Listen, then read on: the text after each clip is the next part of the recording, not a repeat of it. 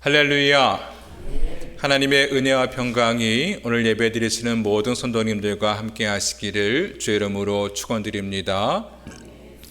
오늘 디모데전서 6장 17절로 19절 말씀을 중심으로 장래의 자기를 위하여 라는 제목으로 함께 말씀을 나누겠습니다. 한국에서 개그 우먼으로 성공한 이 조혜련은 일본이라는 새로운 무대를 찾아가서 도전하여 성공합니다. 그러는 사이에 그녀는 다이어트 비디오를 출시하기도 했고 또 음반도 발표했습니다. 도대체 무엇이 그녀를 열정적인 삶을 살게 하는 것일까? 또 새로운 도전에 대한 두려움은 어떻게 이겨냈을까? 이러한 질문에 조혜련은 쓰는 순간 인생이 바뀌는 조혜련의 미래일기라는 책에서 미래일기를 쓰라고 권면합니다. 미래일기는 자신이 간절히 원하는 장래의 꿈이나 계획을 마치 일어난 일처럼 시간과 장소와 감정까지 구체적이고 생생하게 상상해서 과거형 문장으로 일기를 쓰는 것을 말합니다. 그녀는 미래에 피아노 독주하는 모습을 상상하며 미래일기를 썼는데요. 실제로 피아노 독주회를 열기도 했습니다. 또 오프라 윈프리 쇼에 나가는 미래일기를 쓰고 열심히 영어 공부를 했는데요. 그 쇼에는 나가지 못했지만 미국에서 500명의 입양아들을 대상으로 영어 강연을 해달라는 제안을 받았습니다. 어쩌면 오지 않을 상상 속의 미래의 일이지만 그녀는 그것을 단순한 공상이 아니라 삶을 움직이는 힘으로 이해했습니다. 미래를 구체적으로 쓰다 보면 현재의 태도와 선택이 달라지고 꿈을 향해서 한 걸음씩 나아갈 용기가 생겼다고 이야기합니다. 그녀는 이렇게 말했는데요. 미래라는 영역에서만큼은 그 어떤 세계적인 대가도 유명인도 전문가일 수 없습니다.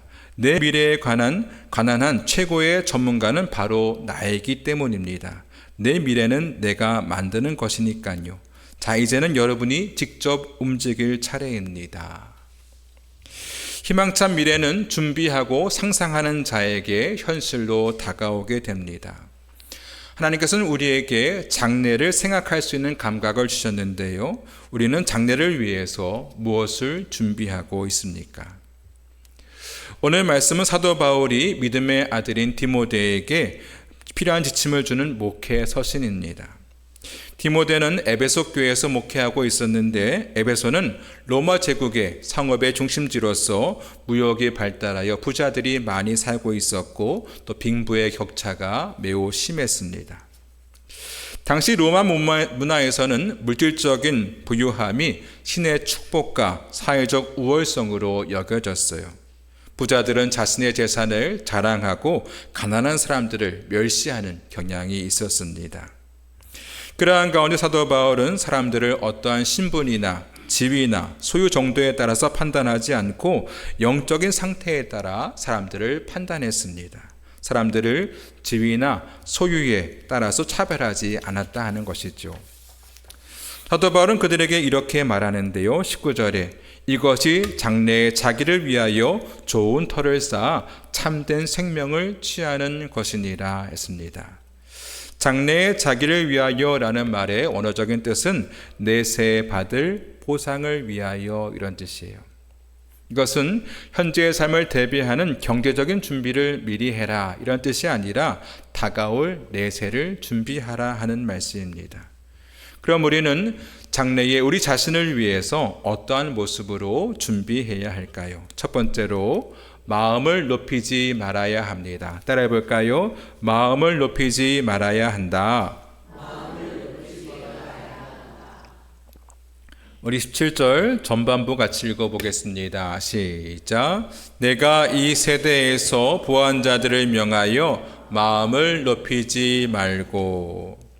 사도 바울이 가장 먼저 경계한 것은 물질이 가져오는 내면적인 변화, 바로 교만이었습니다. 바울은 부한 자들을 향해서 충고하기를 마음을 높이지 말라 하고 경고했어요. 여기서 부한 자들이란 물질적으로 풍요한 사람을 가리키기도 하고 사회적으로 성공한 사람을 가리키기도 합니다. 여기 마음을 높이다는 말은 원어로 히셀로 프로네오라고 해서 자랑하다, 교만하다 이런 뜻을 갖고 있습니다. 가진 사람들은 자신들이 가진 재물의 현혹대에서 스스로를 대단한 존재라고 착각을 하고 하나님과 이웃들로부터 독립적인 존재로 여기기가 쉽습니다. 통장의 잔고가 늘어나고 사회적인 지위가 올라갈수록 사람들은 이렇게 생각하기 쉬워요. 나는 이 정도 능력이 있으니까 남들보다 더 나아. 나는 저 사람들과는 수준이 달라. 내 힘으로 내 미래를 얼마든지 지킬 수 있어. 이렇게 생각하는 순간 우리의 영혼은 생명의 근원이신 하나님으로부터 단절되기 시작합니다. 바울은 이러한 교만한 생각으로부터 멀리하라고 경고하고 있습니다. 여러분, 겸손함은 장래에 자신을 위해서 좋은 터를 쌓는 것입니다. 따라서 마음을 높이지 말고 겸손한 심령이 되시길 바랍니다. 다윗 시대의 이스라엘은 큰 번영을 누리게 되는데요. 나라는 크게 번영하였고 주위에 대적이 없을 정도로 풍요와 평화를 누리고 있었습니다. 다윗 왕은 승리에 도취된 나머지 요압 장군에게 전국에 있는 백성의 수를 세우라고 명령을 내렸습니다. 자신이 이룬 업적을 확인해 보고 싶었던 것이죠. 이것을 눈치챈 요압 장군이 다윗을 만류합니다. 왕이시여, 하나님께서 왕의 백성을 지금보다 100배나 더하시기를 원하나이다. 이 백성이 다 주의 종이 아닙니까? 왜 왕께서는 이러한 일을 명령하십니까? 어찌하여 이스라엘로 하여금 하나님 앞에 범죄하게 하십니까? 이스라엘에 번영하게 된 것은 왕이 잘해서가 아니라 하나님의 은혜인데 왜 교만하게 백성의 수를 세라고 하십니까? 이런 말이죠. 하지만 다윗은 마음을 돌이키지 않고 요압 장군에게 백성의 수를 세워오라고 명령을 내립니다. 근데 그것을 보시고 하나님이 노여워하셨어요. 다윗의 겸손함을 보시고 그의 나라를 번성하게 하셨는데 이제는 하나님의 은혜를 잊어버리고 자기가 잘나서 그런 양 거드름을 피우는 그 모습이 하나님 앞에 보였던 것이죠. 이 일로 인해서 하나님께서 이스라엘에게 징계를 내리셨는데요. 사흘 만에 무려 7만 명이 죽고 말았습니다. 자신의 교만함을 깨달은 다윗은 오르난의 타작마당에 올라가서 하나님께 제사를 드리며 회개합니다. 하나님, 제가 잘못했습니다. 제가 교만했습니다. 교만한 나를 용서해 주십시오 하며 번제를 드렸어요. 그랬더니 이스라엘에 내렸던 그 전염병이 그치게 되었습니다. 그리고 다윗이 제사를 드렸던 그 오르난의 타작마당에서 나중에 솔로몬이 하나님의 성전을 건축하게 되죠. 다윗이 하나님 앞에 온전히 낮아졌던 그곳에 하나님의 성전이 건축된 것입니다. 여러분, 성군인 다윗도 이 교만을 피해갈 수 없었습니다. 그만큼 교만은 굉장히 무서운 죄인 것이죠. 여러분이 하나님 앞에 늘 마음을 낮추고 겸손해야 될 줄로 믿습니다. 한 호기심이 많은 개구리가 있었습니다. 이 개구리에는 한 가지 소원이 있었는데 그것은 새들처럼 하늘을 훨훨 나는 것이 소원이었어요. 하루는 이 개구리가 독수리를 찾아가서 사정을 했습니다. 나도 너처럼 멋있게 하늘을 날고 싶어. 너의 다리를 붙잡고 한 번만 하늘을 날게 해다오. 독수리는 이 개구리의 요청을 받아주었습니다. 그렇게 해서 개구리는 독수리의 다리를 붙잡고 꿈에 그리던 하늘로 날아올랐습니다. 하늘에서 바라본 풍경은 그야말로 환상적이었어요.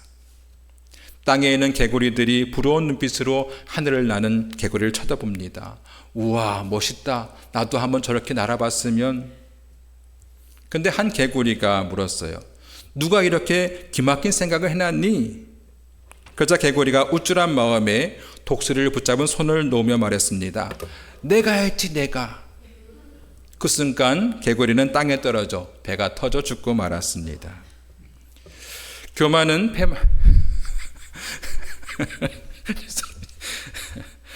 교만은 패망의 선봉이요 거만한 마음은 넘어집에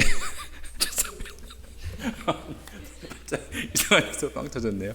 죄송합니다. 우리는 일이 잘 되고 형통하게 될 때에 우리 영혼은 가장 위험한 순간에 놓이게 된다는 것이죠. 내가 하는 일이 잘 될 때에 우리는 나 자신을 높게 평가하고 자신을 강한 존재라고 착각을 하게 됩니다. 자신의 한계를 잊어버리고 자신이 모든 것을 할 수 있다고 그렇게 착각을 하게 돼요. 심지어 하나님을 필요로 하지도 않고 하나님을 의지하지도 않습니다. 자신이 잘나서 이렇게 잘 되었다고 생각을 하며 마음을 높이다가 결국 멸망하게 되는 것입니다. 여러분, 경제적으로 여유가 생겼습니까? 또 자녀들이 잘 되고 있습니까? 모든 면에서 막힘이 없이 형통하고 있습니까? 그것은 내가 잘나서거나 내가 능력이 있어서가 아닙니다. 모든 것이 하나님의 은혜인 것이죠. 오늘 말씀에 바울은 부한 자들을 명하기를 마음을 높이지 말라고 경고하고 있습니다. 바라기는 마음을 높이지 말고 겸손하여서 장래에 좋은 터를 쌓는 지혜로운 성도들이 되시기를 축원드립니다. 우리는 장래를 위해서 하나님께 소망을 두어야 합니다. 따라해 볼까요? 하나님께 소망을 두어야 한다. 우리 17절 후반부를 같이 읽어보겠습니다. 시작. 정함이 없는 재물에 소망을 두지 말고 오직 우리에게 모든 것을 후히 주사 누리게 하시는 하나님께 두며. 바울은 마음을 높이지 말라는 소극적인 명령에 이어서 우리의 마음을 어디에 두어야 하는지 그 대상을 명확하게 짚어줍니다. 바울은 정함이 없는 재물에 소망을 두지 말라고 했는데요. 이 말은 원어로 아델로테스라고 해서 불확실한, 신뢰할 수 없는 이런 뜻입니다. 사람은 본능적으로 무언가를 의지하고 소망을 품으며 살아가는 존재입니다. 당시 에베소의 부자들은 그 자신의 부에 자신의 마음을 두고 있었습니다. 하지만 바울은 이 재물의 본질을 꿰뚫어 봤는데요. 재물은 어떠한 존재냐? 정함이 없는 존재다. 불확실하고 신뢰할 수 없는 존재라 하는 것이죠. 그러니 그러한 것에 소망을 두어서는 안 된다는 것입니다. 실제로 로마 사회에서 부의 장벽은 한순간에 무너지기도 했습니다. 갑자기 전쟁이 일어난다든지 정치적으로 숙청을 당한다든지 전염병이나 화재 같은 것으로 부자였던 사람이 하루아침에 노예로 전락하는 경우들이 비일비재했습니다. 따라서 바울은 이러한 재물의 소망을 두지 말고 우리에게 모든 것을 후히 주시고 그것을 누리게 하시는 하나님께 소망을 두라 했습니다. 하나님은 만물의 주인이시죠. 우리에게 공기와 또 햇볕과 또 땅의 소출과 영혼의 구원에 이르기까지 모든 것을 아낌없이 주시는 분이십니다. 또한 그 주신 모든 것들을 마음껏 누리고 기뻐하게 베풀어 주시는 분이 바로 하나님이십니다. 이런 하나님께 소망을 두고 살아갈 때에 우리의 영혼이 잘되고 형통하며 강건한 복을 받게 됩니다. 오직 하나님께 소망을 두며 장래에 좋은 터를 쌓는 지혜로운 사람들이 되시길 바랍니다. 구약에 나오는 욥은 동방에서 가장 훌륭한 사람이었고 굉장한 부자였어요. 그는 아들과 딸이 10명이었고요. 많은 가축을 가지고 있었고요. 매우 풍요롭고 평화로운 삶을 살고 있었습니다. 그러던 중에 욥은 하루아침에 모든 자녀와 모든 소유를 잃어버리게 됩니다. 재물에 정함이 없다는 것을 몸소 체험하게 된 것이죠. 그러나 욥은 그 고통의 한복판에서 자신의 순전함을 항변하며 이렇게 이야기합니다.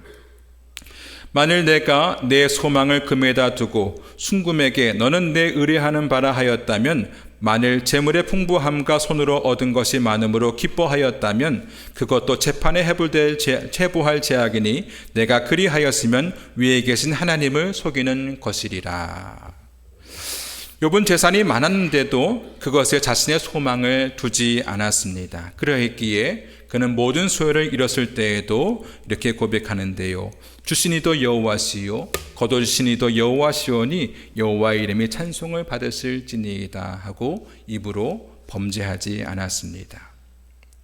만약에 욥이 재물에 자신의 소망을 두었다면 그의 재물이 사라졌을 때에 그도 자신의 목숨을 던져버리고 말았을 거예요. 하지만 욥은 정함이 없는 재물에 소망을 두지 않고 오직 하나님께 소망을 두었습니다. 그러했기에 재물과 자녀와 건강을 다 잃은 상태에서도 그는 실족하지 않을 수 있었습니다. 예수님께서는 산상수훈에서 이렇게 말씀하셨습니다. 너희를 위하여 보물을 땅에 쌓아두지 말라. 거기는 좀과 동록이 해하며 도둑이 구멍을 뚫고 도둑질하느니라. 오직 너희를 위하여 보물을 하늘에 쌓아두라. 거기는 좀이나 동록이 해하지 못하며 도둑이 구멍을 뚫지도 못하고 도둑질도 못하느니라. 내 보물이 있는 그곳에는 내 마음도 있느니라. 그럼 세상의 어떠한 안전장치도 좀이나 동록이나 도둑으로부터 우리의 재물을 완전하게 보호할 수 없습니다. 돈을 의지하는 인생은 반드시 그 돈이 사라지게 될까봐 염려하고 불안해하는 노예 상태에 빠지게 되는 것입니다. 우리는 이러한 불완전한 재물에 우리의 소망을 둘 것이 아니라 영원히 변치 않으시고 우리에게 모든 것을 풍족하게 공급해 주시는 하나님께 소망을 두어야 할 줄로 믿습니다. 1912년 세계에서 가장 안전하고 튼튼한 배가 만들어졌습니다. 배의 길이가 무려 270m였고요. 배 안에는 대형 식당, 또 수영장, 체육관, 고급 백식들이 있었습니다.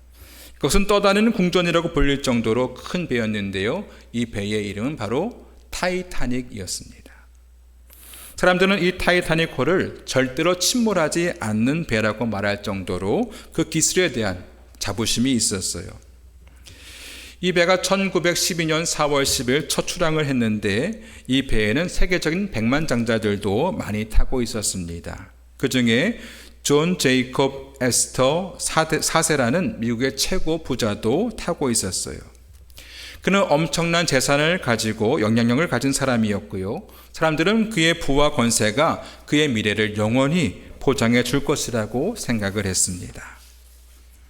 하지만 1910년 4월 15일 타이타닉호는 북대서양을 건너다가 그만 빙산과 충돌하게 되었고 충돌한 지 2시간 40분 만에 완전히 침몰하고 말았어요. 배에 탄 사람은 모두 2200명이었는데 그 중에 1500명 이상이 목숨을 잃었습니다. 부자인 존은 침몰하기 직전에 아내를 구명보트에 먼저 태워보내고 자신은 끝까지 배에 남았습니다. 그리고 차가운 바닷속에서 생을 마감하게 되었죠. 그는 많은 재물을 가지고 있었지만 죽음 앞에서는 그것이 아무런 소용이 없었습니다. 반면에 같은 배 안에는 하나님께 소망을 두었던 사람들도 있었습니다. 침몰할 당시에 몇몇의 음악가들은 우리가 잘 알고 있는 찬송 내 주를 가까이 하게 함은 이 찬송을 부르면서 믿음으로 죽음을 맞이한 사람도 있었습니다. 배는 침몰했지만 하나님께 소망을 둔 사람들의 그 믿음은 영원히 무너지지 않았던 것입니다. 여러분, 세상의 재물은 이 거대한 타이타닉호처럼 견고해 보이지만 한순간에 사라져버릴 수 있습니다. 하지만 하나님께 소망을 둔 사람은 어떠한 시험이 오고 풍파가 와도 무너지지 않는 것입니다. 여러분, 정함이 없는 세상 물질에 소망을 두지 마시고 우리에게 모든 것을 풍족하게 해주시고 그것을 누리게 하시는 하나님께 소망을 두시기 바랍니다. 그래서 장래를 위해서 재물을 쌓는 인생이 아니라 하나님께 소망을 두는 지혜로운 인생들이 되시길 바랍니다. 세 번째로 장래를 위하여 선한 사업을 많이 해야 합니다. 따라해 볼까요? 선한 사업을 많이 해야 한다. 우리 18절 말씀 다 같이 읽어보겠습니다. 시작. 선을 행하고 선한 사업을 많이 하고 나누어 주기를 좋아하며 너그러운 자가 되게 하라. 아멘. 여기 선한 사업이란 말은 원어로 에르코이스 칼로이스라고 해서 하나님이 원하시는 일이다 이런 뜻입니다. 하나님이 베풀어 주신 재물로 선한 사업을 하는 것은 하나님께서 기뻐하시는 일이죠. 그러하기에 부한 자들은 선한 일을 많이 행하고 또 선한 사업을 많이 하고 나누어 주기를 좋아해야 한다고 바울은 말하고 있습니다. 여러분, 우리는 왜 재물을 선한 사업에 사용해야 합니까? 내가 열심히 수고해서 번 돈을 왜 이웃들과 함께 나눠야 됩니까? 어떻게 보면 굉장히 불공평해 보이기도 하죠. 우리는 재물에 대해서 이러한 생각을 가져야 하는데요. 세상의 만물의 주인은 하나님이시죠. 내가 재물을 소유한다는 것은 하나님께서 나에게 이것을 맡겨주셨다 하는 청지기적인 생각을 가져야 합니다. 원래는 하나님의 것인데 우리가 이 땅에 사는 동안에 그것을 우리에게 맡겨주신 것이죠. 원래 주인은 누구세요? 하나님이시죠. 따라서 우리는 내가 소유한 물건이 하나님께로부터 왔음을 깨닫고 원래 주인의 뜻대로 사용할 수 있어야 합니다. 지혜의 왕이었던 솔로몬은 이렇게 말했는데요. 흩어 구제하여도 더욱 부하게 되는 일이 있나니 과도히 아껴도 가난하게 될 뿐이니라. 구제를 좋아하는 자는 풍족하여질 것이요 남을 윤택하게 하는 자는 자기도 윤택하여지리라. 여러분, 세상은 움켜줘야 되고 모아야 부자가 된다고 이야기하지만 하나님 나라의 법칙은 흩어 구제하고 남을 윤택하게 할 때에 우리에게 하늘의 풍요가 임하게 된다고 말씀하고 있습니다. 또한 잠언 19장 말씀에 가난한 자를 불쌍히 여기는 것은 여호와께 꾸어드리는 것이니 그의 선행을 그에게 갚아주시리라 하셨습니다. 우리가 가난한 사람을 돕는 것은 하나님께 꾸어드리는 것과 같다 했어요. 우리가 가난한 자에게 베풀 때에 하나님께서 그것을 보시고 갚아주신다 했습니다. 우리는 선을 행하고 나누어 주기를 좋아하는 너그러운 자들이 되어야 하겠습니다. 다윗이 아들 압살롬을 피해서 도망을 갈 때에 길르앗 사람 바르실레가 이 도망가는 다윗에게 먹을 것을 주며 그를 공개했습니다. 사실 다윗은 아들에게 쫓기는 상황이었고 앞으로 어떻게 될지 모르는 상황이었죠. 자칫하면 반역자로 낙인을 찍혀 죽을 수도 있는 그러한 상황이었습니다. 하지만 바르실레는 정성을 다해서 이 불쌍한 다윗을 공개해 주죠. 그리고 얼마 지나지 않아서 다윗이 압살롬과의 전쟁에서 승리를 거두게 됩니다. 다윗이 다시 예루살렘 성으로 돌아가는 상황에서 바르셀을 불러서 이렇게 이야기를 해요. 너는 나와 함께 가자. 예루살렘에서 내가 너를 공개하리라. 어려울 때 자신을 도왔던 이 바르실레에게 보상을 해주겠다 하는 얘기죠. 하지만 나이가 많았던 바르실레는 이것을 거절합니다. 내 생명의 날이 얼마나 있사옵기에 어찌 왕과 함께 예루살렘으로 올라가리까. 그러자 다윗은 이 바르실레 대신에 그의 아들 김함을 데리고 가겠다고 합니다. 그리고 그를 위해서 그가 원하는 모든 것들을 다 해주겠다고 약속을 하죠. 바르실레가 베풀었던 그 선행이 그의 아들 때에 가서 보답을 받게 된 것입니다. 우리가 남을 도울 때에 하나님께서는 그것을 기억하시고 우리에게 좋은 것으로 갚아주시는 것입니다. 우리는 자기를 위해서라면 아낌없이 쓰면서도 하나님 나라와 이웃을 위해서는 인색할 때가 있습니다. 좋은 음식점이나 취미생활이나 명품을 구입하는 데는 아낌없이 쓰면서도 가난한 아이들을 구제하거나 이웃을 돕는 일에는 인색할 때가 있습니다. 우리가 자신을 위해서 움켜쥐는 인생보다 선한 사업을 위해서 나누고 베풀 때에 하나님께서 그것을 기억하시고 우리에게 더욱 넘치는 것으로 채워주실 줄로 믿습니다. 감사합니다. 목이 이렇게 잠기죠? 탈무드에 나오는 세 친구의 이야기인데요. 임금님으로부터 소환장을 받은 한 사람이 있었어요. 그에게 세 친구가 있었는데 첫 번째 친구는 자신이 가장 소중하게 여기는 그러한 친구였고요. 두 번째 친구는 상당히 가깝다고 생각했던 친구였고요. 세 번째 친구는 별로 관심을 두지 않고 재수롭지 않게 여기는 그러한 친구였습니다. 임금님의 소환을 앞두고 두려움을 느낀 그는 세 친구에게 차례대로 함께 가달라고 부탁을 했어요. 그래서 첫 번째 친구는 나를 부른 것이 아니지 않나? 나는 함께 가지 않겠네 하면서 거절을 했습니다. 두 번째 친구는 궁궐문 앞까지는 함께 가줄 수 있지만 그 안까지는 내가 곤란하네 하면서 대답을 했습니다. 세 번째 친구는 내가 함께 가겠네. 자네는 아무 잘못도 하지 않았으니 조금도 두려워할 것이 없어. 내가 임금님께 잘 말씀드릴 테니 아무 염려하지 말게. 이렇게 대답을 했습니다. 이 세 친구가 가리키는 속뜻이 무엇인가 하면 첫 번째 가장 소중히 여기는 친구는 바로 재물이에요. 우리가 재물을 가장 소중히 여긴다는 것이죠. 근데 이 재물은 아무리 많아도 그것을 죽을 때 가져갈 수는 없습니다. 재물을 남겨둔 채 홀로 떠나야 한다는 것이죠. 두 번째 친구는 가족과 친척들입니다. 지인들을 말하는 것이죠. 이들은 무덤까지는 같이 따라오지만 무덤에 남겨둔 채 결국 돌아가게 됩니다. 첫 번째 친구는 우리가 행했던 선행입니다. 평소에는 별로 눈길을 끌지 못하지만 죽은 뒤에도 나와 함께 끝까지 함께 하는 것이죠. 자, 선행에는 반드시 하늘의 보상이 있다 하는 말씀입니다. 성경은 말씀하기를 선을 행하고 선한 사업을 하고 나누어 주기를 좋아하며 너그러운 자가 되라고 말씀하셨습니다.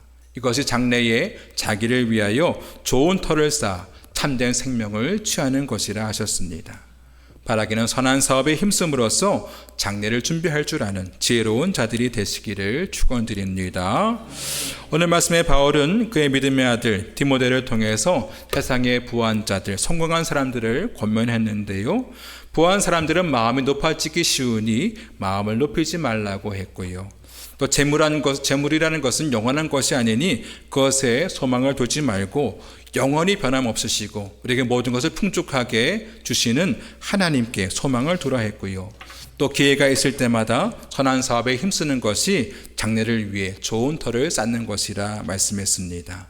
바라기는 우리 모두가 이렇게 지혜로운 사람들이 되어서 이 땅에서도 복을 받고 내세에서도 복을 받는 하나님의 사람들이 다 되시기를 주의 이름으로 축원드립니다. 기도하겠습니다. 찬송하고 기도하겠습니다.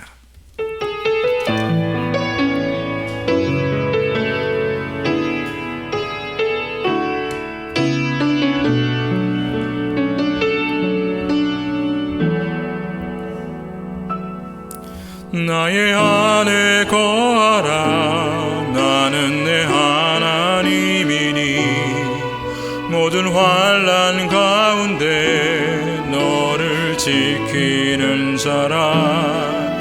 두려워하지 말라. 내가 널 도와주리니 놀라지 말라. 내 손 잡아주리라. 내가 너를 지명하여 불렀나니 너는 내 것이라. 내 것이라. 너의 하나님이라. 내가 너를 보배롭고 존귀하게 여기노라. 너를 사랑하는 내 여호와라. 다시 한번 찬양합니다. 나의 안에 거하라. 나의 안에 거하라. 나는 내 하나님이니 모든 환난 가운데 너를 지키는 자라. 두려워하지 말라. 내가 널 도와주리니 놀라지 말라. 내 손 잡아주리라. 내가 너를 지명하여 불렀나니 너는 내 것이라. 내 것이라. 너의 하나님이라. 내가 너를 보배롭고 존귀하게 여기노라. 너를 사랑하는 내 여호와라. 오늘 말씀 속에서 바울은 부한 자들 향해서 권면하기를 마음이 높아지기 쉬우니 마음을 높이지 말라고 했습니다. 또 재물은 영원한 것이 아니니 그것에 소망을 두지 말고 영원히 변치 않으시고 우리에게 모든 것을 풍족하게 해주시는 하나님께 소망을 두라 했습니다. 또 기회가 있을 때마다 선한 사업에 힘쓰는 것이 장래에 자기를 위하여 좋은 터를 쌓는 것이라 했습니다. 하나님, 우리가 이러한 삶을 살게 하여 주옵소서. 늘 겸손하게 살게 하시고 오직 하나님만을 의지하며 살게 하시고 또 좋은 사업에 힘쓰는 사람들이 되게 하여 주옵소서. 시간 다 함께 주여 부르시고 통성으로 기도하겠습니다. 주여